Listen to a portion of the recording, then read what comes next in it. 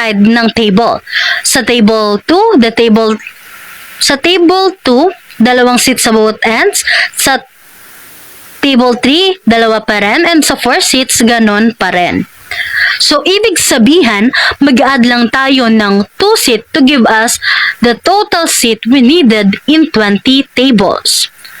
So, let's use this idea and let's answer the problem.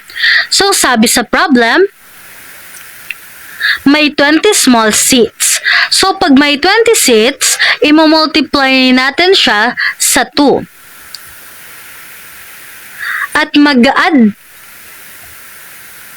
At i-add natin yung 2 seats at the end of the table, and that should give us our total seats. So, 20 times 2 is equals to 40 plus 2 is 42. So, now we have the answer. So, if you have 20 tables and put it in one line, you'll have 42 seats. So, ayan. We are finished with our example number 2. So, tama ba yung nasagot nyo? Na 42 ba? Yung seats na available pag pinagdugtong yung 20 tables? If yes, well, that's good. And if not, may marami pang chances para mag-learn, para matuto. So, keep on trying. Thank you for listening to my explanation. Let's proceed to the next strategy. So, good day everyone. My name is Genevieve Bas. Today, I will be discussing about solving a problem by looking for a pattern. When you say pattern, what is the first thing that comes to your mind? So, when we say pattern, patterns refers to a repeated or regular arrangement of elements or components in a specific order. In various contexts, a pattern can refer to a visual, numerical, or structural repetition that can be identified and used to predict or understand what comes next in a sequence or system. So there are 4 types of pattern. The first one is mathematical pattern that have 2 types, the number and shape pattern. The second one is geometric pattern. The third one is behavioral or temporal pattern. And the fourth one is artistic pattern.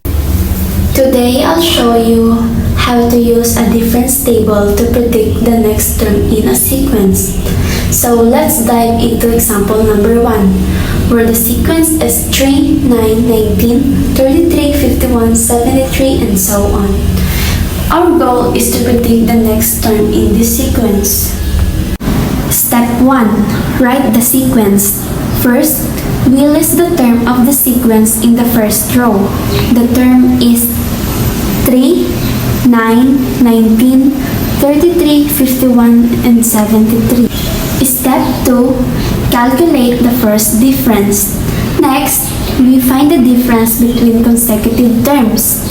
9 minus 3 is 6, 19 minus 11 is 10, 33 minus 19 is 14, 51 minus 33 is 18, and 73 minus 51 is 22. So, the first difference are 6, 10, 14, 18, and 22. Step 3. Calculate the second differences. Now, we find the differences between the consecutive first and differences. 10 minus 6 is 4, 14 minus 10 is 4, 18 minus 14 is 4, 22 minus 18 is 4. Step 4. Identify the pattern. Since the second difference are constant, we know this sequence follow a quadratic pattern. This means the number increase based on quadratic rule. Step 5. Extend the differences. Let's extend the differences to find the next term. The second differences stay constant at 4. Add 4 to the first difference. 22 plus 4 is 26. Add this new first difference, 26 to the last term. 73 plus 26 is 99. The next term in the sequence is 99. Now, let's move to example number 2. Let's go through example number 2, where we use a difference table to find the next term in the sequence 2, 12, 36, 80, 150, and 252. Step 1. Write the sequence. First, we list the term of the sequence 2, 12, 36, 80, 150, and 252. Step 2. Calculate the first differences. We find the differences between consecutive terms. 12 minus 2 is 10, 36 minus 12 is 24, 80 minus 36 is 44, 150 minus 80 is 70, 252 minus 150 is 102. The first difference are 10, 24, 44, 70, and 102. Next, step 3. Calculate the second differences. Next, we find the differences between the first difference. 24 minus 10 is 14, 44 minus 24 is 20, 70 minus 44 is 26, 102 minus 70 is 32. The second differences are 14, 20, 26, and 32. Step 4. Calculate the third differences. We continue with the difference between the second differences. 20 minus 14 is 6, 26 minus 20 is 6, 32 minus 26 is 6. The third difference are constant at 6. Step 5. Identify the pattern. Since the third difference are constant, this sequence follow a cubic polynomial pattern. Step 6. Extend the differences. Now, we extend the differences to predict the pattern. Extend the third differences, which is number 6. Adjust the second differences. 32 plus 6 is 38. Adjust the first differences. 102 plus 38 is 140. Calculate the next term. 252 plus 140 is 392. So, the next term in the sequence is 392. Now, let's move to example number 3, where we find the next term in the sequence 1, 11, 49, 141, and 321. Our goal is to find the next term. Step 1. Write the sequence. First, we list the term of the sequence 1, 11, 49, 141, and 321. Step 2. Calculate the first differences. We find the differences between consecutive terms. 11 minus 1 is 10, 49 minus 11 is 38, 141 minus 49 is 92, 321 minus 141 is 180. The first difference are 10, 38, 92, and 180.